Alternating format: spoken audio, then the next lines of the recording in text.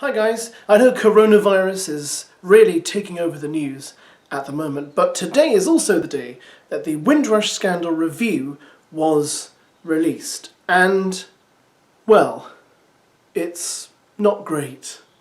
Wendy Williams' Windrush Lessons Learned review is a brutal indictment of the Home Office, which shows that it is wholly unfit for the society it's supposed to serve.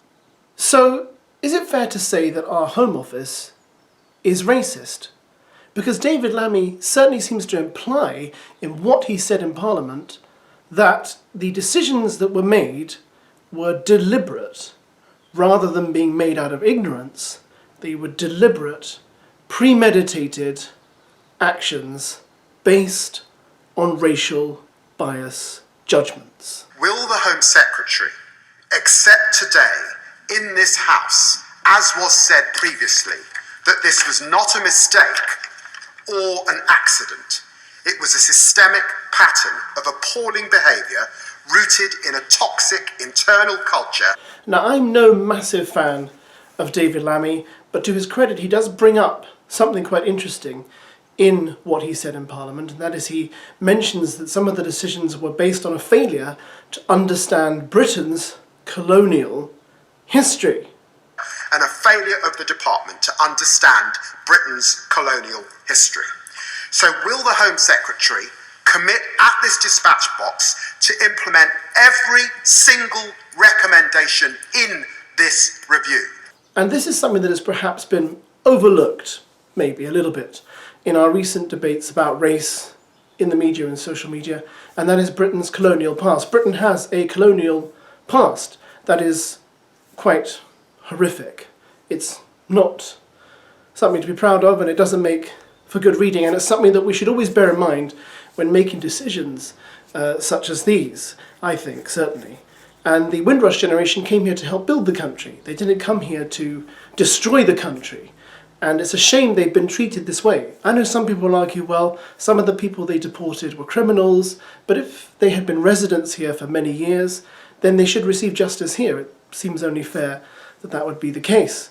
Now, the report says that it saw things that might have come close to being classed as institutionally racist, but it doesn't actually accuse the Home Office of institutional racism. Wendy Williams, who wrote the report, said, "While I'm unable to make a definitive finding of institutional racism with the department, I have serious concerns that these failings demonstrate an institutional ignorance and thoughtlessness towards the issue of race and the history of the Windrush generation within the department, which are consistent with some elements of the definition of institutional racism."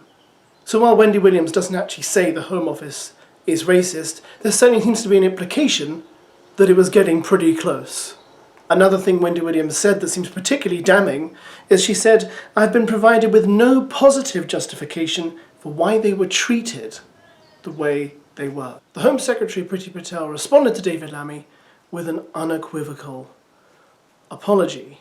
I've been very clear in my statement today, not just in terms of giving an apology, an unequivocal apology, but also highlighting, as Wendy Williams has in an incredibly moving and thoughtful way, many of the issues that have led to the 30 recommendations that she has made in this review. And a promise to review the way the Home Office does things and to change its image as a department. He also asked me about the culture within the Home Office.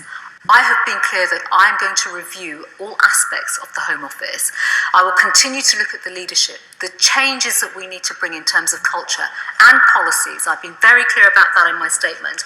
The thing is, it's a bit difficult to understand where Priti Patel is coming from because she's been so vocal about tightening Britain's immigration policy since we left the European Union. An immigration policy that she favours, as people have pointed out, would, perhaps in the past, have excluded people like her family, which seems very, very odd. And probably excluded people like me, maybe, or my father's family, who came from Iraq. The review accuses the Home Office of having a defensive culture which makes it deaf to those raising genuine concerns. Some have questioned whether the government releasing this report now is an attempt by them to bury it, Obviously, with all the news about coronavirus rising to the top of the news feeds, they're hoping maybe the Windrush scandal will kind of go to the bottom. But I don't think that's possible because it's kind of too scandalous. There's too much stuff in here for it not to rise up to the surface and be read by interested eyes. I suppose, looking at it myself, and I haven't read the whole report, obviously, it's 275 pages. That's my self-isolation reading taken care of then.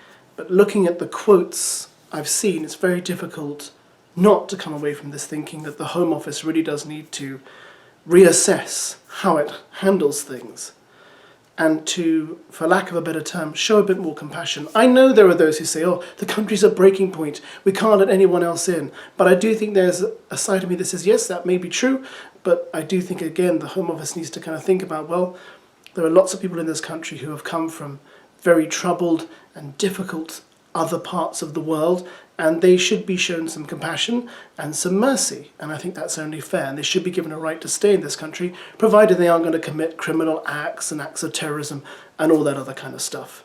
But anyway, let me know what you think. Thanks for watching, and goodbye.